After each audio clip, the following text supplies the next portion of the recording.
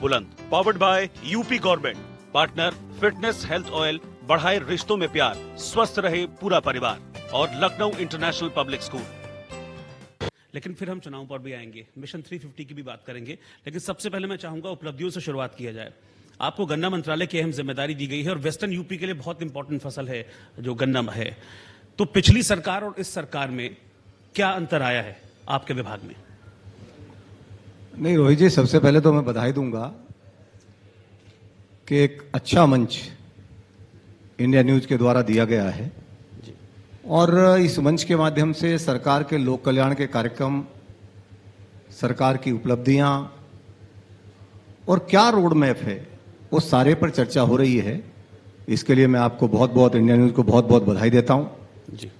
और जहां तक 4 साल की उपलब्धियों का विषय है तो मैं अभिनंदन करना चाहूंगा देश के यशस्वी प्रधानमंत्री आदरणीय श्री नरेंद्र मोदी जी का, कि जिन्होंने एक विजन दिया, जिन्होंने एक सोच दी कि किसान की आय को दोगुना करना है। और उत्तर प्रदेश के यशस्वी मुख्यमंत्री योगी आदित्यनाथ जी ने बहुत तेजी के साथ उनके उस टारगेट पर चलना शुरू किया। और उसी का परिणाम है कि जब 2017 में उत्तर प्रदेश में भारतीय जनता पार्टी की सरकार आई थी तो मुझे याद है उत्तर प्रदेश में बड़ी संख्या में गन्ना किसान हैं, लगभग 60 लाख, और लगातार भुगतान से लोग त्रस्त रहते थे, भुगतान होता नहीं था, बरसों तक इंतजार करते थे, धरने होते थे, प्रदर्शन होते थे, विधानसभा के बाहर भी गन्ने की होलियां जलाई जाती थी। लेकिन अभी तक तो मेरी भी समझ में नहीं आया कि सरकार क्यों इतनी लापरवाही के साथ, समाजवादी पार्टी की सरकार रही हो या बहुजन समाजवादी पार्टी की सरकार रही हो, क्यों इतनी लापरवाही के साथ इस इश्यू को लेती थी। मैं बधाई देना चाहता हूं उत्तर प्रदेश के यशस्वी मुख्यमंत्री योगी आदित्यनाथ जी को कि वो आए और सबसे पहले उन्होंने मुख्यमंत्री बनते ही जब बैठक बुलाई तो कहा कि पिछला जो भुगतान है गन्ना किसानों का उसे शीघ्रता से आप सुनिश्चित करो। और मैं जानकारी देना चाहता हूं आपके चैनल के माध्यम से कि पिछले 6 वर्षों का जो उत्तर प्रदेश के गन्ना किसानों का 10,600 करोड़ रुपया बकाया था, आते ही योगी जी ने उस भुगतान को कराने का काम किया। ये योगी जी की सरकार है, ये भारतीय जनता पार्टी की सरकार है। हम देखते थे लगातार शुगर मिलें बंद हो रही थी, शुगर मिलों को बेचा जा रहा था। यदि मैं 7 से लेकर के 12 तक की बात करूं तो 7 से 12 तक बहुजन समाजवादी पार्टी की सरकार में उत्तर प्रदेश में 19 चीनी मिलों को बंद किया गया। साथ ही किसान की गाढ़ी कमाई से बनी 21 चीनी मिलों को कौड़ियों के दाम बेच दिया। फिर 12 से 17 समाजवादी पार्टी की सरकार, 10 चीनी मिलों को बंद किया गया। मानो 10 वर्षों में उत्तर प्रदेश में 29 चीनी मिलों को बंद किया गया और 21 चीनी मिलों को कौड़ियों के दाम बेच दिया गया। मैं बधाई दूंगा उत्तर प्रदेश के यशस्वी मुख्यमंत्री योगी आदित्यनाथ जी को कि 4 साल से उत्तर प्रदेश में भारतीय जनता पार्टी की योगी सरकार है, हमने एक भी शुगर मिल को आज तक बंद नहीं होने दिया। ये सरकार की उपलब्धि है। ठीक है। और उपलब्धियों की बात हो रही है तो एक बीच में मैं अपना सवाल जोड़ देती हूँ इसमें, क्योंकि आंकड़ों पर बात हो जाए तो ज़रा अच्छा रहता है और लोगों को समझने में भी आसानी होती है। देखिए, योगी सरकार जब आई 2017-18 के सीजन में गन्ने का जो मूल्य है वो 10 रुपये प्रति क्विंटल बढ़ाया गया। उसके बाद से यही रेट बना हुआ है। महंगाई किस रफ्तार से बढ़ रही है वो हम सब देख रहे हैं और इसीलिए सवाल ये खड़ा किया जा रहा है कि आप लोग गन्ना किसानों के प्रति इस तरह की उदासीनता क्यों दिखा रहे हैं। ये आरोप है क्योंकि मायावती सरकार में 92% और सपा सरकार में 27% गन्ने के दाम बढ़े थे, लेकिन 4 साल में 10 रुपए आपकी सरकार ने बढ़ाए हैं। तो इस पर आप क्या कहेंगे नारों? और यही बात राकेश टिकैत भी कह रहे हैं। राकेश टिकैत ने कुछ दिनों पहले ये बात कही है कि 4 साल में 1 पाई नहीं बढ़ाई है। नहीं, पहले तो वो तो यहां तक कह रहे हैं सर कि आजादी के बाद ऐसी कोई सरकार आई ही नहीं जिसने गन्ना किसानों के साथ ये सुलूक किया है। नरेश टिकैत साहब ने कहा है, बीकेयू के अध्यक्ष है। पहली बात तो यह है कि थोड़ा जानकारी में संशोधन करना पड़ेगा। हम आए थे तो आते ही हमने तुरंत गन्ने का भाव बढ़ाया था। हमसे पहले समाजवादी पार्टी की सरकार थी, तो समाजवादी पार्टी की सरकार ने भी 13, 14, 14, 15, 15, 16 में 1 रुपया गन्ने का भाव नहीं बढ़ाया था। जब वो इलेक्शन में जा रहे थे तो उन्होंने गन्ने का भाव बढ़ाया। गन्ने का भाव तो बढ़ाया क्योंकि आपने आंकड़ा दिया, लेकिन उस जो बढ़ाया भाव, उस भाव को देने का काम किसने किया? वो जो उन्होंने गन्ना किसानों का पैसा बैठता था, उस पैसे को देने का काम किसने किया? उस भुगतान को कराने का काम किया तो उत्तर प्रदेश की योगी सरकार ने किया। और साथ ही साथ मैं ये भी स्पष्ट करना चाहूंगा कि जब शुगर मिलें बंद हो जाएंगी, शुगर मिलें 29 शुगर मिलें बंद कर दी गई, तो गन्ना किसान आखिर गन्ना लेकर के जाएगा कहां? पहली समस्या तो ये थी कि शुगर मिलों को कैसे चलाया जाए। और मैं बधाई दूंगा आदरणीय योगी जी की सोच को कि उन्होंने आते ही तुरंत कहा कि जो बंद चीनी मिले हैं उनका रोड मैप तैयार करो, जल्दी से मिले चलाओ। और उसी का परिणाम है कि किसान मसीहा चौधरी चरण सिंह जी के कर्म क्षेत्र में, बागपत में, रमाला में पिछले 35 साल से किसान आंदोलन करता था कि हमें शुगर मिल दे दो। किसी ने नहीं सुनी, सब सरकारें आई, नहीं सुनी। समाजवादी पार्टी की सरकार में कम से कम 10 बार किसानों का प्रतिनिधिमंडल लखनऊ आया, किसी ने नहीं सुनी। सुनी तो केवल योगी आदित्यनाथ जी ने सुनी और 500 करोड़ रुपए की लागत से रमाला में नई शुगर मिल देने का काम किया। मेरठ के मोहिद्दीनपुर में हमने 152 करोड़ रुपए की लागत से मिल को की क्षमता वृद्धि करने का काम किया। पूर्वांचल को चीनी का कटोरा कहा जाता था, धीरे धीरे चीनी मिलों को बेचने का काम, बंद करने का काम सपा बसपा की सरकारों ने किया।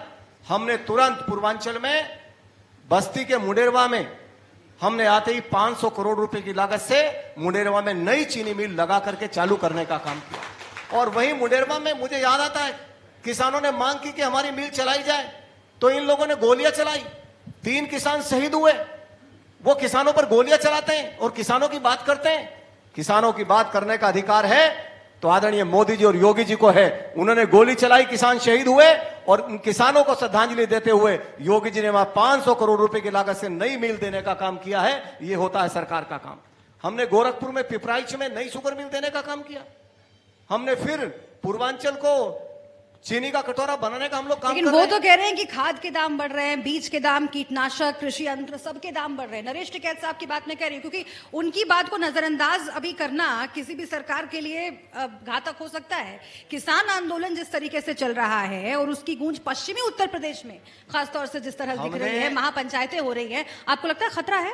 हमने कभी किसान की बात को नजरअंदाज नहीं किया और इसका सबसे बड़ा उदाहरण है कि आजादी के बाद अब तक जितने भी फैसले किसानों के हित में हुए, यदि मैं सारे फैसलों को जोड़ लूं तो सारे फैसलों से ज्यादा आदरणीय मोदी जी ने मात्र 6 वर्षों में फैसले लेने का काम किया है। चाहे एमएसपी पर खरीद का विषय हो, स्वामीनाथन जी की रिपोर्ट को लागू करने का विषय हो और लगातार 18,000 गांव में बिजली पहुंचाने का विषय हो, चाहे प्रधानमंत्री सिंचाई योजना हो, चाहे किसान सम्मान निधि की योजना हो या सड़कों का इंफ्रास्ट्रक्चर हो, हर विषय पर वो तो कह रहे हैं पूरी तरह लागू नहीं हुआ। स्वामीनाथन आयोग की जो रिपोर्ट है वो उस फॉर्मूले से लागू नहीं हुई जो वो चाहते हैं। 200 सिफारिशों को लागू करने का काम किया तो आदरणीय नरेंद्र मोदी जी ने किया। और जिस कृषि सुधार विधेयक की आप बात कर रहे हैं अभी, उस कृषि सुधार विधेयक को भी यदि हम गहराई से पढ़ेंगे तो उसमें एक एक बात किसानों के हित के लिए मैं लेकिन यहीं पर आरोप लगता है कि आपने कहा कि 201 थी सिफारिशें, 200 लागू कर दी गई, लेकिन जो एक मेन सिफारिश थी कि किसान अगर 100 का गन्ना उगाता है, 100 की फसल उगाता है तो उसको 150 रुपया दिया जाए, वही वाली लागू नहीं हुई। मैं पूछना चाहता हूं आपके चैनल के माध्यम से कि जो लोग ये बात कह रहे हैं 2012 से 13 से लेकर के अब तक, यदि मैं गेहूं की बात करूं तो गेहूं पर अकेले 680 रुपए एमएसपी बढ़ाने का काम किया है तो आदरणीय नरेंद्र मोदी जी ने किया। यदि मैं धान की बात करूं तो धान पर अब तक 12-13 से लेकर के और 20-21 तक यदि 600 रुपए बढ़ाने का काम किया है तो आदरणीय नरेंद्र मोदी जी ने किया है। और जहां तक खरीद की बात है, तमाम तरह की बातें लोग करते हैं, आखिर किसान खुशहाल होगा कैसे? उसको दाम मिलेगा, उसकी खरीद होगी। और उत्तर प्रदेश के अंदर कोरोना समय में, कोरोना काल में, जहां समाजवादी पार्टी की सरकार में एक साल में 9 लाख मीट्रिक टन धान की खरीद होती थी, आज उत्तर प्रदेश की योगी सरकार ने कोरोना काल के होते हुए एक साल में 66 लाख मीट्रिक टन गेहूं की धान की खरीद करने का काम किया है। 9 लाख मीट्रिक टन और 66 लाख मीट्रिक टन, वो 11 से 12-15 लाख मीट्रिक टन की गेहूं की खरीद करते थे।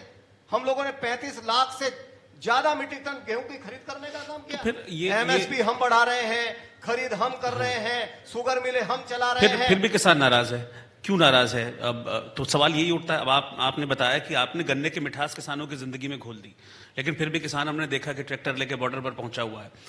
गन्ना किसान भी बहुत सारे वहां पर हैं। ये सवाल मेरे मन में इसलिए भी आया क्योंकि गन्ने पे एमएसपी नहीं होती है, लेकिन फिर भी किसान वहां पर मौजूद हैं, क्यों? देखिए, मैं बिना आंकड़े के कोई बात करता नहीं और बिना सच्चाई के कोई विषय कहता नहीं। उत्तर प्रदेश के अंदर समाजवादी पार्टी की सरकार में गन्ना किसानों के खाते में 15-16 में, और आपके चैनल पर बोल रहा हूं, यदि मेरे जाने के बाद या कभी भी कोई भी जानकारी देगा अतिरिक्त तो मैं उसको आके फिर चैनल पर आपके स्वीकार कर लूंगा जी। 15-16 में उत्तर प्रदेश में गन्ना किसानों के खाते में 18,003 करोड़ रुपए जाते हैं, पूरे प्रदेश के गन्ना किसानों के खाते में। और अब योगी जी की सरकार है तो पिछले ही साल हमने गन्ना किसानों के खाते में, जो करंट सीजन चल रहा है, 35,800 करोड़ रुपए भेजने का काम किया। 18,000 करोड़ और 35,800 करोड़, यही सपना है नरेंद्र मोदी जी का। जी, लेकिन किसान क्या है, 2 गुना करनी है। लेकिन एक सपना और है सर, जिस पर हम बात कर रहे हैं, मिशन 350। अब अगर हम किसान आंदोलन की ही बात कर ले, आखिर ये स्थिति क्यों पैदा हुई? क्योंकि आप कह रहे हैं कि आप किसानों के हित के बारे में सोचते हैं, स्वामीनाथन आयोग की रिपोर्ट की आप बात कर रहे हैं, एमएसपी की आप बात कर रहे हैं, लेकिन आखिर किसान क्यों लामबंद हुए हैं और उसका कितना असर आगे पड़ेगा? क्योंकि पश्चिमी उत्तर प्रदेश में महापंचायतें हो रही हैं। राकेश टिकैत ये कह रहे हैं कि 1 साल तक ये किसान आंदोलन चलने वाला है। अगर 1 साल तक चलता है, कहां कमी रह गई, कहां दिक्कत रह गई जिसकी वजह से आप किसानों को वापस जाने के लिए राजी नहीं कर पाए? और बाकी एक चीज मैं और ऐड करना चाहूंगा इसमें, क्योंकि राकेश टिकैत का जिक्र किया शुभ्रा ने, तो राकेश टिकैत अब तो ये खुलेआम कहते हैं, जा बीजेपी चुनाव लड़ेगी, हम वहां अपील करेंगे कि इनको वोट मत देना। वोट नहीं दें बीजेपी। मैं केवल आपके चैनल के माध्यम से कहना चाहता हूं कि जहां तक बात आई कि साहब आपने कृषि सुधार विधेयक जो हमने लागू किए, काला कानून लागू कर दिया, कौन सी बात काली है? इतने सारे भाषण हो रहे हैं, लगातार लोग भाषण कर रहे हैं, लगातार रोज 1-1 घंटा बोल रहे हैं, एक शब्द तो बताएं। और फिर भारतीय जनता पार्टी ऐसी पार्टी है, चाहे आदरणीय गृह मंत्री जी, आदरणीय कृषि मंत्री जी, सबने कहा हमारे दरवाजे खुले हैं, कोई संकोच नहीं। यदि किसी के पास एक भी सुझाव है, मैं किसान भाइयों से अपील भी करना चाहता हूं आपके चैनल के माध्यम से, यदि कोई एक भी सुझाव ऐसा है जो किसान की आमदनी को बढ़ा सकता है, तो 2400 घंटे भारतीय जनता पार्टी के दरवाजे खुले हुए हैं। आदरणीय कृषि मंत्री जी ने आज भी कहा है कि कोई सुझाव है तो हमें बताइए। और मैं कहना चाहता हूं, यदि किसान अपनी फसल को मंडी में बेचता था, एक मंडी उसके पास थी, और यदि उसे बहुत सारी मंडियों का विकल्प दिया है और कहा है कि आप अपनी फसल को कहीं भी बेच सकते हो, मैं तो पश्चिम उत्तर प्रदेश का रहने वाला हूं, मैं लगातार ये बात कहता हूं, हम धान लेकर के हरियाणा जाएं या हरियाणा के लोग उत्तर प्रदेश में आए, लगातार बॉर्डर पर रोका जाता था, मंडी शुल्क लगाया जाता था। आज धड़ल्ले के साथ उत्तर प्रदेश का किसान यदि उत्तर प्रदेश से चल करके देश के किसी भी राज्य में जाकर के अपनी फसल को बेचेगा तो कोई उसे रोकने वाला नहीं है। यह है मोदी जी का कानून। उन्होंने कहा किसान को हम मार्केट देंगे, किसान को हम कहीं ना कहीं, जब प्रतिस्पर्धा मार्केट में होगी तो किसान को उसका लाभ मिलेगा, और इसीलिए उन्होंने कृषि सुधार विधेयक में इसका प्रावधान किया है। उन्होंने कहा, काले कानून के नाम पर कहा जमीनें चली जाएंगी, आपकी जमीनें हड़प लेंगे। मैं दावे से कह रहा हूं, जिम्मेदारी के साथ, गन्ना मंत्री हूं उत्तर प्रदेश का और भारतीय जनता पार्टी का छोटा सा कार्यकर्ता हूं, मैं जिम्मेदारी के साथ कह रहा हूं, इस पूरे प्रावधान में कहीं जमीन की चर्चा ही नहीं है, जमीन का कोई करार ही नहीं है। कॉन्ट्रैक्ट फार्मिंग पर नाम है तो फसलों का नाम। यदि फसल के साथ कोई बात होती है, उसमें भी एक बात है, उसमें कहा यदि कॉन्ट्रैक्ट फार्मिंग में करार होगा फसल के साथ और किसान मना करता है तो उसका पूरा का पूरी जिम्मेदारी वो उसकी होगी जो कॉन्ट्रैक्टर होगा, पूरे पैसे की उसको भरपाई करनी पड़ेगी जो शर्त का अनुपालन नहीं करता। हर तरह से किसान को ऊपर रखा गया, क्योंकि किसान भारतीय जनता पार्टी के एजेंडे में। लेकिन कई दौर की बातचीत हो चुकी है मंत्री जी। पंजाब में मुख्यमंत्री किसका है? 2013 से पंजाब में कॉन्ट्रैक्ट फार्मिंग लागू है। यानी कि आप कह रहे हैं कि वो अपना जो एजेंडा है उस पर चल रहे हैं, लेकिन एक एजेंडा सरकार का भी है, मोदी सरकार का भी है और अमित शाह जी का भी है, और आपको भी, बालियान साहब को भी जिम्मेदारी सौंपी गई है कि खाप जाइए, किसानों को समझाइए इसके फायदे। क्या कुछ पॉजिटिव रेस्पॉन्स मिला है? लगातार आदरणीय नरेंद्र मोदी जी के द्वारा किए गए काम, उत्तर प्रदेश में यशस्वी मुख्यमंत्री योगी आदित्यनाथ जी के द्वारा किए गए काम, उन्हीं का परिणाम है कि आज कहीं ना कहीं विपक्ष में बौखलाहट है। पूरे देश का किसान आज मोदी जी के साथ कदम से कदम मिलाकर के चल रहा है। उत्तर प्रदेश का किसान आज योगी जी के साथ खड़ा है। उसका कारण है वो देख रहे हैं कि ईमानदारी के साथ काम हो रहा है। लगातार हर फैसला ईमानदारी के साथ हो रहा है। उत्तर प्रदेश में देखता था, पूर्वांचल के लोग होंगे तो आप कभी पूछना कि जिस तरह से एक सरकारी कांटा लगता था, बराबर में गन्ना माफिया का कांटा लगता था। वहां तोल होती थी, सरकारी कांटे पर तुलवाया जाता था। हमने 3 लाख लोगों के बेसिक कोटे गन्ना माफियाओं के खत्म करने का काम किया। ईमानदारी के साथ हम लोग काम कर रहे हैं। हमने पर्ची व्यवस्था, ईआरपी व्यवस्था पर्ची की हमने लागू की। आज पूरे हिंदुस्तान में हमारे ईआरपी व्यवस्था का मॉडल को लोग लॉन्च कर रहे हैं। और कल ही लखनऊ में हमने कहा कि गांव की अर्थव्यवस्था को मजबूत करेंगे। यही सपना था गांधी जी का, यही सपना है मोदी जी का। गांव की अर्थव्यवस्था को मजबूत आपने करेंगे, गांधी गांव जी का जिक्र किया। और कल ही लखनऊ में हमने गुड़ महोत्सव की शुरुआत की सुरेश जी। है। आज उत्तर प्रदेश का गुड़ पूरी दुनिया के अंदर धूम मचा रहा है। सुरेश जी। ये है योगी जी का काम। ठीक है, आपने गांधी जी का जिक्र किया, आपने कहा नरेंद्र मोदी किसानों की भलाई चाहते हैं और इसी दिशा में काम हो रहा है। लेकिन स्वर्गीय अरुण जेटली जी ने संसद में खड़े होकर ये कहा था, चूंकि आपने बिचौलियों की बात की, उन्होंने ये कहा था कि बहुत बड़ा महत्व है, ये पूरा एक चेन है और इस तरीके से काम करता है। अगर आज हम इस चेन को तोड़ने की कोशिश करेंगे तो इसका मतलब है कि उनकी जगह पर हम बड़े बिचौलियों को ले आएंगे, यानी कि जो पूंजीपति हैं। आपको लगता है कि ये विरोधाभास है पार्टी के भीतर इस तरह के बयानों में? कोई विरोधाभास नहीं है। आपको उन लोगों से सवाल पूछने चाहिए जो लोग कहते थे हम एपीएमसी एक्ट में संशोधन करेंगे। स्वयं 2013 में राहुल गांधी जी ने कहा था कि हमारे जो 12 राज्य हैं, जिन 12 राज्यों में हमारी सरकारें हैं, उन राज्यों में हम एपीएमसी एक्ट में संशोधन करेंगे। लेकिन उनके अंदर हिम्मत नहीं थी। वो किसान की बात करते हैं लेकिन किसान का फायदा नहीं चाहते। वो तो कह रहे हैं बिहार में किया था लेकिन हालत खराब है किसान। सर्वाधिक आत्महत्याएं यदि किसानों ने की हैं तो यूपीए सरकार में की हैं। मोदी जी ने करके दिखाया, उनमें करने का साहस नहीं था। वो तो ट्वीट से किसानों का भला करना चाहते हैं। अभी कांग्रेस की एक बड़ी नेता ने ट्वीट किया था कि लखीमपुर के किसान का कि उनका बकाया है। अगले दिन जब मीडिया के लोग गए तो उन्होंने कहा मेरा कोई बकाया नहीं है, मुझे लगातार भुगतान मिल रहा है। तो उन्होंने ट्विटर हैंडल से वो ट्वीट हटाना पड़ा। ये ट्वीट की राजनीति करते हैं। और पश्चिमी उत्तर प्रदेश में एक घास होती है, चरी बोलते हैं हम उसको, वो भी उतनी लंबी होती है। मैं आपके चैनल के माध्यम से कह रहा हूं, यदि वो नेता बता दें कि गन्ने में और चरी में क्या अंतर है तो आप जो को मैं सारी बात मान जाऊंगा। उन्हें कुछ मालूम नहीं। अच्छा, और उनके युवराज भाषण देते हैं बिहार के अंदर, और भाषण में बोलते हैं अब की बार बिहार में हमारी सरकार आएगी तो हम नारियल पे सब्सिडी देंगे। पड़ोस में कहता कि भैया पर्चा गलत निकाल लिया, नारियल का केरल का पर्चा है, बिहार में नारियल नहीं होता। ऐसी इनकी खेती किसानी के बारे में जानकारी है। जिन्हें नारियल कहां होता है ये पता नहीं, जिन्हें फसलों तो का अंतर मतलब पता नहीं। आप ये कहना चाह रहे हैं कि किसान आंदोलन में विपक्ष को मौका दिख रहा है? क्योंकि अभी मेरठ में जो किसान पंचायत हुई थी, आपने देखा होगा, उसमें अरविंद केजरीवाल आए। टप्पल में अभी अखिलेश यादव जी ने की है पंचायत। राहुल गांधी, प्रियंका गांधी लगातार किसानों की हमदर्दी हासिल करने के लिए घूम रहे हैं। तो ये आपको क्या लग रहा है कि 2022 के लिए तैयारी कर रहे हैं क्या? मुझे केवल ये लग रहा है कि लंबे समय तक भारतीय जनता पार्टी ने एक शानदार विपक्ष की भूमिका निभाई, और जो एक विपक्ष का कर्तव्य होता है ईमानदारी के साथ उसे निभाया है। जी। इन लोगों को सत्ता का लालच बहुत परेशान कर रहा है। ये बिल्कुल छटपटाहट है, कैसे हम किसानों को गुमराह करके जहां मौका मिलता है वहां पहुंच जाते हैं, जहां अवसर मिलता है वहां पहुंच जाते हैं, कैसे हम लोगों को गुमराह करें। लेकिन उत्तर प्रदेश की जनता, और मैं कह सकता हूं कि ईमानदारी से मैं धन्यवाद कर सकता हूं उत्तर प्रदेश के मतदाताओं का, कि जिन्होंने चाहे 14 हो, चाहे 17 हो, चाहे 19 हो, इन तमाम गुमराह करने वाले लोगों के चेहरे से पर्दा हटाने का काम किया। लेकिन आप कह रहे हैं कि विपक्ष के नेताओं को नहीं मालूम है, पौधे नहीं पहचान सकते, गन्ना की फसल नहीं पहचान सकते, लेकिन जो पहचान सकते हैं वो तो दिल्ली के बॉर्डर पर बैठे हैं, उनके लिए कीले लगा रही है सरकार। जो पहचान सकते हैं वो खेतों में काम कर रहे हैं। वो किसान उत्तर नहीं प्रदेश है। की लगातार शुगर मिलें चल रही हैं, और कोरोना काल के अंदर मैं तो सोचता था सर, जो दिल्ली के बॉर्डर पर बैठे हैं, आप कह रहे हैं कि वो किसान नहीं है। नहीं, बिल्कुल, मैंने कहा, मैं तो अपील कर रहा हूं उनसे। मैं तो जो किसान भाई हैं उनसे तो मैं लगातार अपील कर रहा हूं, कोई सुझाव है तो दीजिए। लेकिन भोले भाले किसानों को गुमराह करने का काम किसने किया, इस पे भी जरा प्रकाश डालना पड़ेगा। कौन लोग हैं जो एपीएमसी एक्ट में संशोधन करने की बात करते थे, आज वो किसानों को गुमराह करने का काम कर रहे हैं। हम लगातार किसानों के हित में फैसले कर रहे हैं और लगातार फिर भी अपील कर रहे हैं। यदि कोई भी किसान हमारे एजेंडे में कोई सुझाव यदि है तो मैं फिर आपके चैनल के माध्यम से दोहराता हूं। माननीय मुख्यमंत्री जी ने भी 4 दिन पहले कहा है, लगातार वो भी बोल रहे हैं, यदि किसी किसान नेता के पास, किसी किसान भाई के पास कोई सुझाव है तो भारतीय जनता पार्टी नेतृत्व उस सुझाव को सहर्ष मानने के लिए तैयार है। निश्चित रूप से शर्त यह है कि वो सुझाव किसान की आमदनी बढ़ाने वाला हो, वो बिचौलियों की आमदनी बढ़ाने वाला ना हो। ठीक है। अच्छा, मिशन 350 पर आते हैं अब हम। लास्ट टाइम जब इलेक्शंस हुए थे तो 325 के आसपास बीजेपी ने सीटें जीती थी। किसी ने सोचा भी नहीं था कि हाँ इतना एकदम से ट्रांसफॉर्मेशन हो जाएगा, लेकिन ट्रांसफॉर्मेशन हुआ और हमने देखा भी। अब आपका मिशन है 350, और इस मिशन 350 को अगर यूपी में पूरा करना है तो उसमें पश्चिमी उत्तर प्रदेश का बहुत बड़ा योगदान है। लेकिन अभी 2 दिन पहले मैं नरेश टिकैत को सुन रहा था, वो ये कह रहे थे लगाम तो हमारे हाथ में ही है, अब नहीं तो 10 महीने बाद देखना लगाम खींच देंगे।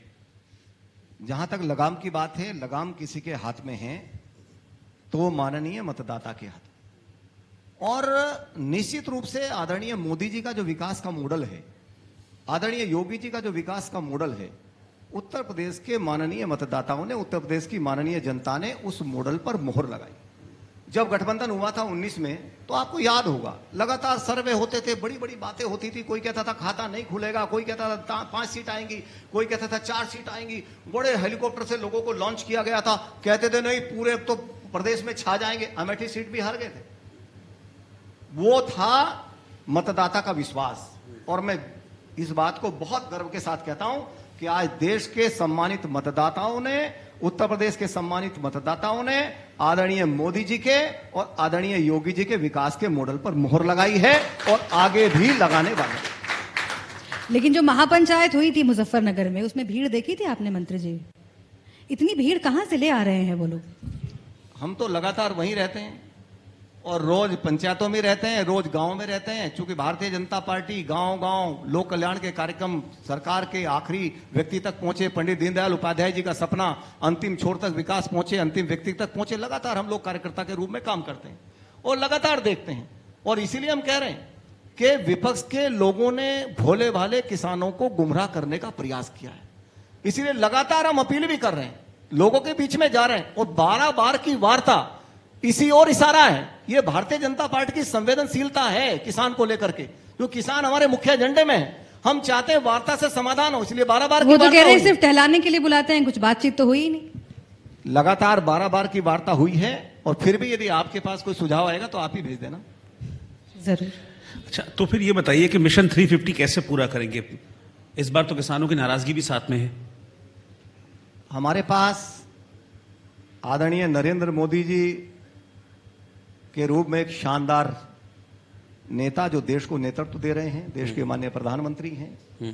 उत्तर प्रदेश में आदरणीय योगी आदित्यनाथ जी के शानदार काम और भारतीय जनता पार्टी का तपस्वी कार्यकर्ता, जो बूथ बूथ तक भारतीय जनता पार्टी के कार्यकर्ता का आज नेटवर्क है, जो लोक कल्याण के कार्यक्रमों को लेकर के गांव गांव गली गली हर समय सजग रहता है, यही हमारी ताकत है। और आदरणीय योगी जी ने जिस प्रकार राष्ट्रवाद को केंद्र मार करके शानदार काम किया है, और तमाम, मैं तो कह सकता हूं योगी मॉडल आज बहुत सारे देश के बहुत सारे राज्यों में बहुत सारे विषयों पर आज योगी मॉडल चलता है।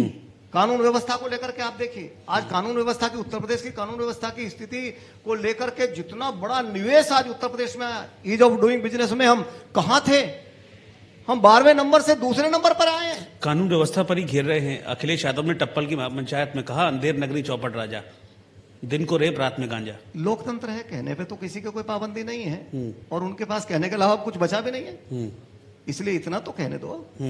बाकी तो योगी जी कर ही रहे हैं। अच्छा, चूंकि राष्ट्रवाद की बात आपने की, जब 2017 में सरकार बनी यहाँ पर उत्तर प्रदेश में भारतीय जनता पार्टी की, तो बहुमत तो मिला ही, इसके साथ ही एक संदेश भी था कि जो राष्ट्रवाद का नारा बुलंद करती है भारतीय जनता पार्टी, उसके समर्थन में भी जनता ने वोट दिया है। और ये बहुत हर्ष की बात थी आप लोगों के लिए। आज 4 साल के बाद चूंकि हम ये चर्चा करने के लिए बैठे हैं कि सरकार ने क्या क्या काम किया है, उपलब्धियां क्या हैं, राष्ट्रवाद और विकास, कौन ज्यादा आगे निकल गया है? राष्ट्रवाद के साथ विकास लगातार, क्योंकि मैंने कहा ना, पंडित दीनदयाल उपाध्याय जी का सपना अंतिम छोर तक खड़े व्यक्ति तक विकास पहुंचाना है, योजनाओं का लाभ पहुंचाना। और किसी भी देश की बिना राष्ट्रवाद के तमाम कल्पनाएं अधूरी। इसलिए मैं कह सकता हूं कि आदरणीय नरेंद्र मोदी जी हों, आदरणीय योगी आदित्यनाथ जी हों, लोगों की जनभावना के अनुरूप, देश की आत्मा के अनुरूप तमाम केंद्र ने और प्रदेश ने फैसले किए। और मैं कह सकता हूं कि आप, यदि मैं बताऊं आंकड़े तो शाम हो जाएगी, कोई फील्ड नहीं है ऐसा, चाहे आप एक तरफ से शुरू करेंगे तो, चाहे वो स्वास्थ्य का क्षेत्र हो, आजादी के 70 सालों में अब तक 12 मेडिकल कॉलेज उत्तर प्रदेश के अंदर, और मात्र 4 साल में 30 नए मेडिकल कॉलेज। अंतर बड़ा स्पष्ट है, 12 70 साल में 30 नए 4 साल में, इससे बड़ा अंतर क्या हो सकता है? लगातार 1.25 लाख गांव तक बिजली पहुंचाने लोग का पूछ काम। रहे हैं नौकरियां कहाँ हैं, नौकरियां कहाँ हैं? 4 लाख सरकारी नौकरी आज तक किसी सरकार ने दी है क्या? 4 लाख सरकारी नौकरी और लगातार फिर भी आगे लगातार प्रयास। फिर ये और ट्विटर पर केवल क्यों हैशटैग ट्रेंड होते रहते हैं सर? ट्विटर पे हैशटैग ट्रेंड होते रहते हैं कि रोजगार दीजिए। अब मैंने कहा ना, कुछ एक बड़ी चौकड़ी ट्विटर वाली भी है, लेकिन मैं केवल कह सकता हूं कि युवाओं के लिए आदरणीय योगी जी ने जहां 4 लाख सरकारी नौकरी देकर के कीर्तिमान स्थापित किया है, और केवल 4 लाख से संतोष नहीं है, लगातार योगी जी उस तरफ आगे बढ़ रहे हैं। और प्राइवेट सेक्टर में भी जब इतना बड़ा निवेश उत्तर 5 लाख करोड़ रुपए से ज्यादा के एमयू जमीन पर उतरे हैं, इतना बड़ा निवेश हुआ है। चाइना में जो इन्वेस्ट हो रहा था, आज उत्तर प्रदेश की कानून व्यवस्था से प्रभावित होकर के वो फैक्ट्रियां आज उत्तर प्रदेश में आ रही हैं। 5-5 हजार करोड़ का निवेश एक साथ हो रहा है। जेवर जैसा एयरपोर्ट हम बना रहे हैं, कुशीनगर में एयरपोर्ट बना रहे हैं, इतनी बड़ी एयर कनेक्टिविटी हम खड़ी कर रहे हैं। और लगातार चाहे एक्सप्रेस वे हो, बुंदेलखंड हो, पूर्वांचल हो, गंगा एक्सप्रेस वो हो, प्रयागराज लिंक एक्सप्रेस वे हो, बरेली अपना बलिया लिंक एक्सप्रेस वे हो, गोरखपुर लिंक एक्सप्रेस वे हो, सारा इंफ्रास्ट्रक्चर इतना मजबूत आदरणीय योगी जी ने उत्तर प्रदेश का किया है। मैं कह सकता हूं आने वाला उत्तर प्रदेश आत्मनिर्भर भारत का, आत्मनिर्भर उत्तर प्रदेश, एक शानदार जानदार उत्तर प्रदेश हमें सामने दिखाई दे रहा है। भाषण तो इसके योगी लिए जी भी काम अच्छा कर दे रहे रहे हैं, लेकिन भाषण तो योगी जी बंगाल में भी दे रहे हैं। तो उसी से जुड़ा हुआ एक सवाल मैं आपसे पूछ लेती हूँ, चूंकि आप कह रहे हैं कि उत्तर प्रदेश में तमाम काम अच्छे हुए हैं। वहां पर उन्होंने ये बात कही कि जो गुंडे बदमाश है वो पट्टे लगाकर गले में घूमते हैं और वो रहम की भीख मांगते हैं। और उत्तर प्रदेश में जो महिलाओं के खिलाफ अपराध सामने आ रहे हैं, पश्चिमी उत्तर प्रदेश के जो हालात है उस पर भी जरा आप बात कीजिएगा। तो लोग तुलना करने लगे हैं कि अगर पश्चिमी उत्तर प्रदेश में या पूरे उत्तर प्रदेश में हम अपराध की बात करें और फिर तुलना करें, तो फिर क्या ये दावा किया जा सकता है कि जो आज हालात में है वो हम दूसरे राज्य में कर देंगे जो आज हालात उत्तर प्रदेश में है? देखिए, जिस प्रकार राजनीति के संरक्षण में उत्तर प्रदेश में अपराध होता था वो किसी से छिपा हुआ नहीं, और किस तरह से संगठित अपराधियों को यहां संरक्षण दिया जाता था और राजनीतिक चोला उनको पहनाया जाता था, ये किसी से छिपा हुआ नहीं है। मैं आदरणीय योगी जी को बधाई दूंगा कि उन्होंने कोई किसी प्रकार का कोई भेदभाव नहीं। यदि कोई गुंडागर्दी कर रहा है, वो कोई भी है, कठोर कार्रवाई करने का काम आदरणीय योगी आदित्यनाथ जी की सरकार ने किया है। और उसी का परिणाम है जो निवेश आया है। उत्तर प्रदेश के बेहतरीन माहौल का ही परिणाम है कि आज इतनी बड़ी मात्रा में निवेश उत्तर प्रदेश के अंदर आया है। और आज लगातार जो, चाहे आप देखिए नोएडा देखिए या उत्तर प्रदेश के किसी भी कोने में आप जाकर के देखिए, बुंदेलखंड जैसी जगह पे, और मैं तो कह सकता हूं, अभी योगी जी ने कहा था, मुझे बड़ी प्रसन्नता हुई कि बुंदेलखंड में बनने वाली तोपें आज बॉर्डर पर गूंजेंगी। इससे बड़ा सौभाग्य क्या हो सकता है? बुंदेलखंड में हम डिफेंस कॉरिडोर बना रहे हैं, कहीं डिफेंस कॉरिडोर बना रहे हैं, कहीं औद्योगिक गलियारा बना रहे हैं। लगातार कुल मिलाकर के विकास के रास्ते पर योगी जी चल रहे हैं। लेकिन उन तोपों से डर नहीं रहे हैं महिलाओं के खिलाफ अत्याचार करने वाले? इतने मामले क्यों आ रहे हैं सर? अब तो सुन के भी रोंगटे खड़े हो जाते हैं, जैसे जैसे मामले हाथरस में, उन्नाव में, बुलंदशहर में आए। मैं केवल इतना कह सकता हूं कि यदि कहीं कोई मामला आया है तो कठोर कार्रवाई करने का काम आदरणीय योगी जी ने किया है। अभी पिछले ही दिनों 4 या 5 दिन पहले ही आपने हाथरस का देखा होगा, किस तरह से वहां एक राजनीतिक दल के कार्यकर्ता ने किस प्रकार और किस तरह उस पार्टी ने उस घटना को घुमाने का काम किया। लेकिन जब बात सामने आई तो स्पष्ट हुआ कि वो किस पार्टी का कार्यकर्ता है। सब जनता देख रही है, जनता के सामने सब चेहरे स्पष्ट हैं।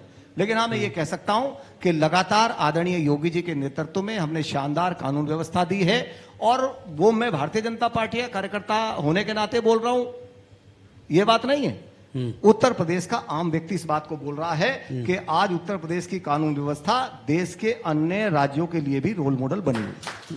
ठीक है, अभी आपने चूंकि अपराधियों की बात की और कहा कि अपराधियों पर बहुत सख्त कार्रवाई यूपी में हो रही है, उन्हीं अपराधियों में से एक मुख्तार अंसारी का भी नाम है, लेकिन आप लाने का प्रयास कर रहे हैं, पुलिस भी कई बार हमने देखा वहां पर होके आई है, लेकिन ला नहीं पा रहे हैं। क्या आपको मतलब इसके पीछे भी कोई राजनीति आपको लग रही है क्या? अच्छा होगा कि आप उस पार्टी के नेताओं से भी पूछ लेंगे कि इससे बड़ी बेशर्मी की कोई बात हो नहीं सकती, और वैसे इसके अलावा उनसे कोई उम्मीद की भी नहीं जा सकती।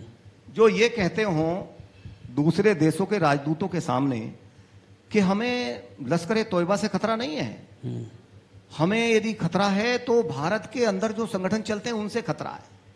अब उनका जब विचार ही ऐसा है, जाकी रही भावना जैसी प्रभु मूरत देखी तई वैसी, उनका विचार ही ऐसा है, अपराधियों को संरक्षण देना, देश के मान सम्मान को खराब करने की चेष्टा करना, देश के बारे में उल्टी सीधी टिप्पणी करना, धर्म के बारे में टिप्पणी करना, जब उनकी मानसिकता ही ऐसी है तो उनके बारे में मैं समझता हूं क्या टिप्पणी करना। पूरा देश जानता है और इसीलिए लोगों ने उनकी जो छवि बनी है, आज वो कोई बात कहते हैं उन्हें कोई सीरियस नहीं लेता। मीडिया का कोई साथी पूछता भी, आज उन्होंने कहा राहुल गांधी जी ने, आपका क्या कहना, लोग बाइट देने से मना करते हैं। क्या बोलना, रोज बोलता है कुछ नहीं।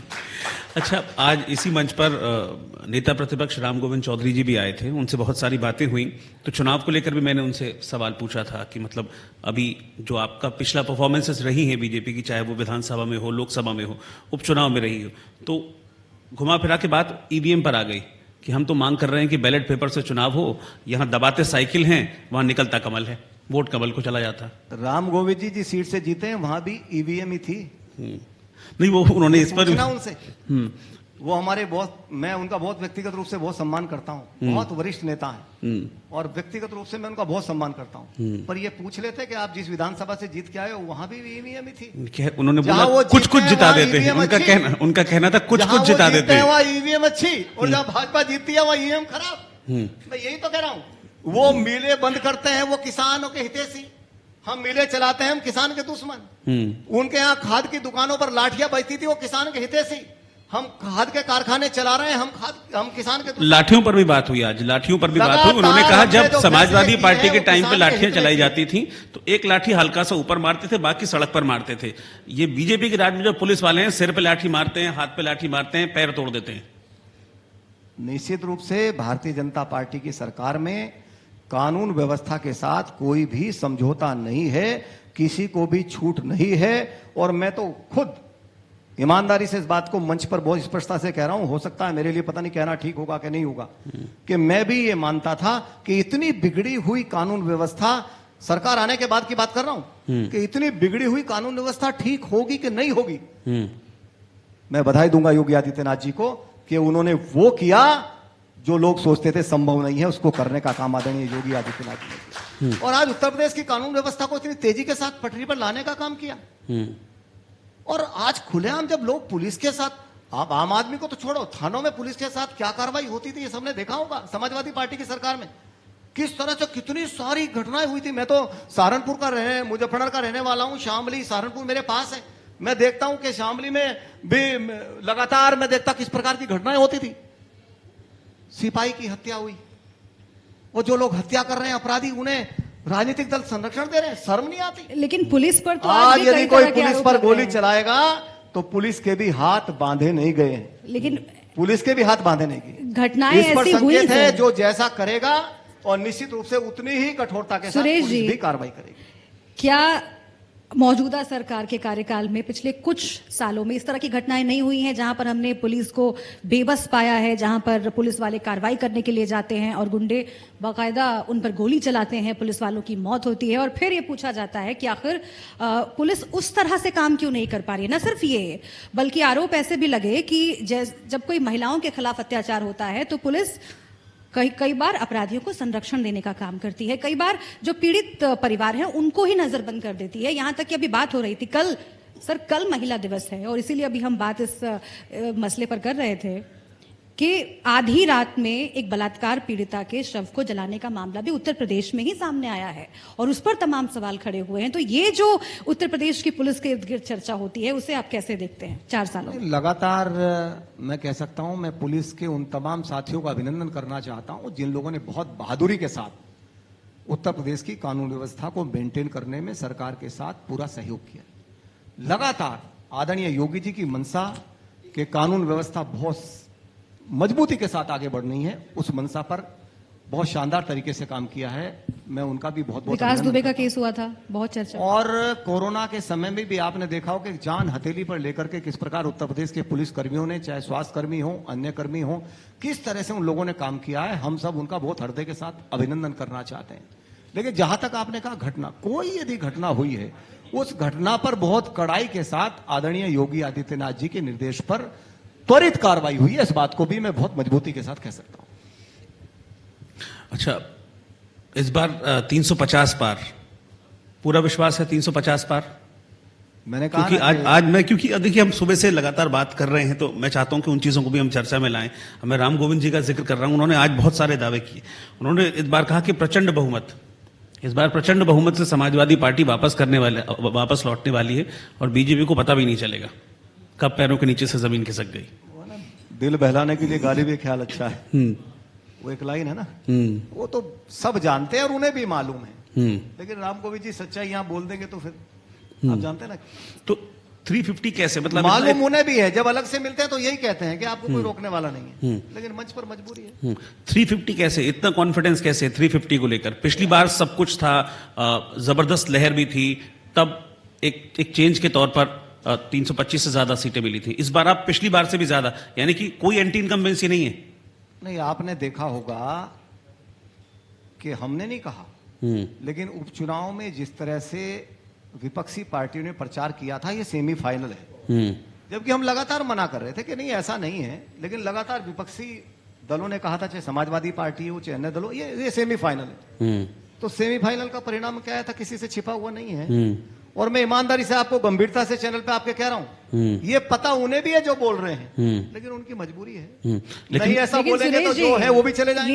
ये जो आपका मिशन है उसके सामने चुनौतियां बहुत सारी हैं। किसान आंदोलन का जिक्र हमने किया और कई सवाल हमने आपके सामने रखे, बेबागी से आपने जवाब दिया है, लेकिन एक और चुनौती है सर, महंगाई की चुनौती। और आप चूंकि गन्ना विकास मंत्री हैं, किसानों से ये मसला सीधे तौर पर जुड़ा हुआ है। जिस रफ्तार से बढ़े हैं डीजल और पेट्रोल के दाम, अब उस पर चर्चा हो रही है इस देश में। ट्विटर पर रोज हैशटैग ट्रेंड हो रहे हैं कि भाई ये हो क्या रहा है, और ये जो बेतहाशा दाम बढ़ रहा है, कोई भी सरकार जो बीजेपी शासित प्रदेश है, उत्तर प्रदेश में जिस रफ्तार से दाम बढ़े हैं, आपको लगता है कि न सिर्फ आम आदमी के लिए बल्कि किसानों के लिए ये घातक है? देखिए, मैं इतना कह सकता हूं कि अंतर्राष्ट्रीय स्तर पर जिन चीजों के भाव तय होते हैं उन पे मेरा चर्चा करना उचित नहीं है, लेकिन उत्तर प्रदेश के द्वारा क्रूड ऑयल के दाम सर ना डीजल पर ज्यादा थे, कोई वैट अभी उससे कम है, कोई वैट नहीं बढ़ाया गया, कोई वैट नहीं बढ़ाया गया, पूरी जिम्मेदारी के साथ कह रहा हूं उत्तर प्रदेश सरकार ने। और आप जब अन्य राज्यों की सूची उठा करके देखोगे तो उत्तर प्रदेश को उसमें बहुत पीछे पाओगे। उत्तर प्रदेश ने बहुत नियंत्रण किया। और साथ ही साथ आपने डीजल की बात कही, मैं अभिनंदन करूंगा माननीय मुख्यमंत्री जी का। हमारे पश्चिमी उत्तर प्रदेश में भारी समस्या थी कि डार्क जोन में बिजली के कनेक्शन नहीं थे। उन्होंने कहा नहीं, किसान को परेशानी नहीं होनी चाहिए, बिजली के कनेक्शन देने का काम किया। और यदि उत्तर प्रदेश के आंकड़े को आप देखोगे, पिछली सरकार में 17 से 18 हजार का एवरेज आता था साल में बिजली के कनेक्शन का। आज योगी सरकार में एवरेज 45,000 से ज्यादा है। जहां 25 रुपया यूनिट के हिसाब से सिंचाई होती थी डीजल के माध्यम से, वहां 2 से 2.5 रुपया यूनिट के हिसाब से सिंचाई हो रही है। लगातार किसान के हित का, किसान को आगे बढ़ाने का, किसान की आमदनी बढ़ाने का, किसान की आय दोगुना करने का फैसला। जब डीजल पेट्रोल की सेंचुरी पर बात होती है तो आप बिजली पर बात करते हैं सर, क्यों? इस पर बात करने में क्या समस्या आ रही है, क्या जवाब देना मुश्किल हो रहा है? क्योंकि आप भी तो मानते होंगे ना कि डीजल पेट्रोल के दाम जब बढ़ते हैं तो सिर्फ जो सफर करता है आदमी, सिर्फ उसके लिए ये दिक्कत पैदा नहीं करते, पूरी अर्थव्यवस्था के लिए, ना सिर्फ गन्ना किसानों के लिए, तमाम तरह के किसानों के लिए, अब जो लोग कारोबार करते हैं उनके लिए पूरी की पूरी अर्थव्यवस्था चरमरा जाती है। तो जरा इस पर क्या आगे राहत मिलेगी जनता को? क्या इंडिया न्यूज के मंच से आप बताना चाहेंगे? शायद मैंने आपसे कहा ना कि उत्तर प्रदेश, जब आप राज्यों की सूची देखोगे तो सबसे कम वैट लेने वाले राज्यों में से एक है। और जब से हम आए हैं हमने वैट नहीं बढ़ाया, ईमानदारी के साथ। वो इसलिए चूंकि हम किसी भी तरह से महंगाई को बढ़ने देना नहीं चाहते। उत्तर प्रदेश की सरकार ने जितना बेहतरीन काम हो सकता था उतना बेहतरीन करने का काम किया, केंद्र की सरकार ने बेहतरीन काम किया। और इसीलिए हमने किसानों के हित के जो भी फैसले हैं, मैं तो जब बजट देखता हूं तो मुझे लगता है, आप देखिए किसने सोचा था कभी?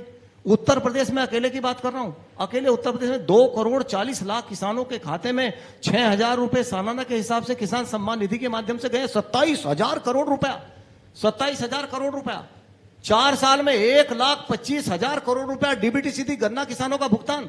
हम सरकार में आए थे तो हमने 36,000 करोड़ रुपए से ज्यादा सीधा किसान के एकदम ऋण मोचन का आते ही काम किया था। यदि हिसाब जोड़ोगे तो बहुत सारे राज्यों का, मैं आपके चैनल के माध्यम से कह रहा हूं, बहुत सारे राज्यों का कुल बजट इतना नहीं है जितना उत्तर प्रदेश में गन्ना किसानों का भुगतान हुआ। ठीक, यानी कि वैट नहीं बढ़ रहा है, इससे जनता राहत की सांस ले, अभी कम करने के मूड में सरकार नहीं है। सरकार हर वो काम करेगी जो किसान के हित में होगा, आम आदमी के हित में होगा। अच्छा, अब चूंकि कानून व्यवस्था की बात रोहित आप भी कर रहे थे, लव जिहाद कानून का बहुत जिक्र होता है बार बार, और आरोप भी आप पर लगते हैं, सियासी आरोप आपके विरोधियों की तरफ से कि कुछ आप लोगों के सियासी मंसूबे हैं, इसलिए इस तरह के मुद्दे बार बार उठाए जाते हैं ताकि जो बाकी मुद्दे हैं उससे जनता का ध्यान भटके और इन मुद्दों पर ध्रुवीकरण करके फिर आगे वोट लिया जा सके और जीता जा सके। इस पर क्या जवाब रहेगा आपका? नहीं, ये सियासी नहीं बल्कि संवेदनशीलता का मुद्दा है। और मैं कह सकता हूं जिस तरह से भोली भाली लड़कियों को और इस प्रकार गुमराह करके या धोखा दे करके, गुमराह करके, लालच दे करके कहां उचित है धर्म परिवर्तन कराना। अभी तायरा जी हमारे साथ जुड़ी हुई थी, कल महिला दिवस है, उस अवसर पर हम कुछ महिलाओं के पैनल के साथ बातचीत कर रहे थे।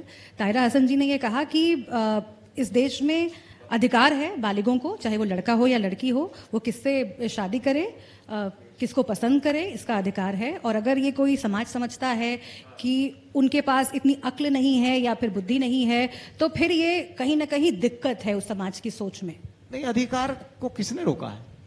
केवल इतना कहा है कि गुमराह करके, बहला करके, गलत तरीके से धोखा दे करके किसी का भी धर्म परिवर्तन कराना ये उचित नहीं। और ये केवल ये कहां तक जाता है? ये जाता है कानून व्यवस्था प्रभावित करता है। और मैं केवल किसी धर्म की बात नहीं कर रहा हूं, ना हिंदू की बात कर रहा हूं, ना मुस्लिम की बात कर रहा हूं। यदि आप ईमानदारी से बात करोगे तो कोई मुस्लिम भी नहीं चाहता कि उसकी बेटी ऐसे शादी करे, कोई हिंदू नहीं चाहता ऐसे, मतलब लेकिन ऐसे मतलब धर्म परिवर्तन के आधार पर। लेकिन इस बात को मैं जिम्मेदारी के साथ कह रहा हूं चैनल पर कि इस तरह की जब घटनाएं आती हैं और गांव में जाकर के विवाद का कारण बनती है, कानून व्यवस्था की समस्या पैदा होती है और तमाम प्रकार के विवाद खड़े होते हैं, जब उसे पता लगता है, बात आगे निकल जाती है कि धर्म क्या था, बताया क्या था, नाम क्या बताया था, नाम क्या निकला, धर्म क्या बताया था, धर्म क्या निकला, तब बड़ी समस्या खड़ी हो जाती है। और मैं तो बधाई दूंगा योगी जी को, ऐसे साहसिक फैसले और ऐसे शानदार फैसले जो बेटियों के सम्मान के साथ जुड़े हों, अस्मिता के सम्मान के साथ जुड़े हों, कठोरता से लेने का काम योगी जी ने किया। मैं बहुत बहुत अभिनंदन करता हूं। बहुत बहुत एक प्रावधान का जिक्र बार बार होता है लव जिहाद कानून में, और ऐसे कई मामले सामने आए, क्योंकि अब रिव्यू भी बीच बीच में होते रहता है कि किस तरह के केसेस आ रहे हैं लव जिहाद कानून में जो दर्ज हो रहे हैं। तो उसमें कई बार ऐसा होता है कि चूंकि कोई आकर शिकायत कर सकता है, सगा संबंधी हो या फिर पड़ोसी हो, तो जो लड़का और लड़की हैं अगर उनकी रजामंदी होती है उसके बाद भी उन्हें परेशान करने के लिए कई बार अगर लोग आ रहे हैं सामने, इस तरह के केस दर्ज करवा रहे हैं, क्या आप लोग सोच रहे हैं कि आगे इस दिशा में सोचा जाए या फिर लोगों को आश्वस्त किया जाए कि मर्जी से शादी करने में दिक्कत नहीं है, लेकिन हाँ अगर गुमराह करके किया जा रहा है तब दिक्कत है? नहीं, जो विधेयक को पढ़ेगा वो उसे स्पष्ट है, विधेयक में सारी चीजें स्पष्ट है। केवल इतना है कि अब कोई गुमराह नहीं कर सकता, कोई धोखा नहीं दे सकता, नाम बदल करके, कलावा पहन करके कोई भोली भाली बहन को धोखा नहीं दे सकता, केवल इतना। अच्छा, 2022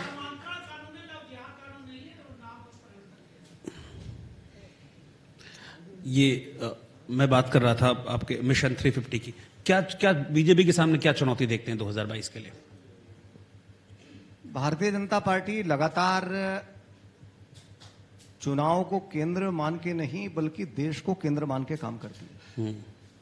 लगातार देश के हित में, प्रदेश के हित में, आम जन के हित में, लोक कल्याण के कार्यक्रमों को जन जन तक पहुंचाने के लिए योजना बना करके काम करती है। और जब लगातार विकास का एजेंडा होता है, नियत साफ होती है, तो मुझे लगता है जब नियत साफ होती है तो नियति भी साफ होती है। जब हमारी नियत साफ होगी, हमारा एजेंडा साफ होगा, हमारा मन स्पष्ट होगा, और उसी का परिणाम है यदि राजनीति में देखना हो तो आदरणीय नरेंद्र मोदी जी एक सबका साथ सबका विकास नारा दिया, सबका साथ सबका विकास, कोई बाएं नहीं कोई दाएं नहीं, सबको साथ लेकर के चलना है। यदि घर घर सिलेंडर दिया है, कनेक्शन गैस का दिया है, तो ये नहीं देखा कौन जाति है कौन धर्म है, तो वो तो कह रहे हैं कि सिलेंडर दे दिया। यदि आयुष्मान योजना के तहत 5 लाख तक के इलाज की गारंटी दी है तो सबका साथ सबका विकास। सुरेश जी, यदि घर घर बिजली के कनेक्शन देने का सौभाग्य योजना से काम किया है तो सबका साथ सबका विकास। सारी योजना पूरे समाज को केंद्रित मान के की है। वही काम आदरणीय योगी आदित्यनाथ जी ने उत्तर प्रदेश में किया है, और मैं कह सकता हूं यही काम आज भारतीय जनता पार्टी की मजबूत ताकत बन के खड़ा हुआ। सुरेश जी, 100 रुपए से ज्यादा 125 रुपए तक सिलेंडर गैस के दाम बढ़ गए हैं। आप उज्ज्वला योजना की याद दिला रहे हैं, तभी मैंने सोचा कि ये सवाल आपसे पूछ ही लूं लगे हाथ, क्योंकि कई रिपोर्ट्स, कई रिपोर्ट्स आ रहे हैं, 225 रुपए तक दाम बढ़ गए हैं। कई रिपोर्ट्स ऐसे आ रहे हैं जहां पर उज्ज्वला योजना के तहत एलपीजी सिलेंडर तो मिल गया, अब दाम इतने बढ़ गए हैं तो वो भरवाएं कहां से? अब सिलेंडर रखा हुआ है साइड में और जो खाना बन रहा है वो वही गैस चूल्हे पर बन रहा है, जिस पर आप लोग बहुत भाषण दे चुके हैं। मैं तो बहुत छोटा था और तब देखता था, चूंकि मैं भी बहुत सामान्य परिवार में पैदा हुआ, तब मैं देखता था कि जब स्कूल जाना होता था, मैं आम परिवारों की बात कर रहा हूँ, जब स्कूल जाना होता था और बरसात के दिन होते थे तो लकड़ी थोड़ी सीली हो जाती थी या उपला होता था, सीला हो जाता था, और माँ लगातार फूंक मार मार के तो या तो श्वास की बीमारी हो जाती थी, अस्थमा हो जाता था, या कोई आंखों का रोग हो जाता था। नरेंद्र मोदी जी ने भी कई बार जिक्र किया है, अपनी मां का भी जिक्र किसी ने उस ओर ख्याल नहीं किया। यदि उस ओर ख्याल किया तो देश के यशस्वी प्रधानमंत्री आदरणीय नरेंद्र मोदी जी ने किया। लेकिन वही तो अभी कह रहे हैं कि अब कहां बना पा रहे हैं खाना गैस चूल्हे पर, अब तो वही लकड़ी का चूल्हा इस्तेमाल करना पड़ रहा है, क्योंकि बढ़ा दिए आप लोग दाम। मैं लगातार गांव में रहता हूं और जाता हूं और मुझे बड़ी खुशी होती है जब कोई माँ बहन और कहती है कि ये जो है ना, ये मोदी जी ने दिया है, आइए चाय पी करके जाइए, तो मेरे मन को बड़ी प्रसन्नता होती है। और मैं तो लगातार खुशी के साथ, और चाहे गांव हो चाहे शहर हो, सबकी अर्थव्यवस्था को ध्यान में रखते हुए जिस प्रकार आदरणीय मोदी जी ने, योगी जी ने योजनाएं बनाई हैं, और हाथों हाथ लोग उन्हें स्वीकार कर रहे हैं। अच्छा सुरेश जी, मैं अभी एक हरियाणा सरकार का एक फैसला है, मैं उस पर आपकी एक टिप्पणी चाहूँगा। आपको पता भी होगा अभी जो उन्होंने 75% रिजर्वेशन कहा है कि प्राइवेट कंपनीज में उन सैलरीज में जो 6 लाख रुपए पर एनम से कम हो, यानी कि 50,000 रुपये महीना से कम हो, उसमें 75% हरियाणा को लोगों को आरक्षण देना है।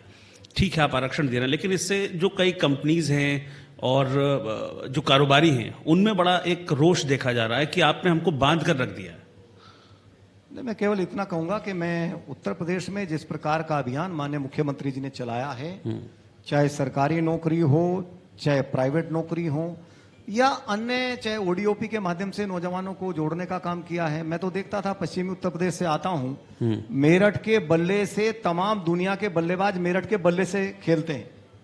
हमारे सहारनपुर का वुड कोर्विंग आज पूरी दुनिया में उसकी अलग पहचान। मुरादाबाद का पीतल हम सब जानते हैं, आगरा का लेदर हम सब जानते हैं, बनारस की साड़ी के बिना कोई शादी होती नहीं, चाहे वो भदोई की कालीन हो या फिरोजाबाद की चूड़ियां हो। लगातार इतना उद्योग हमारा समाप्त हो गया था, लोगों के लिए रोजगार के अवसर नहीं थे।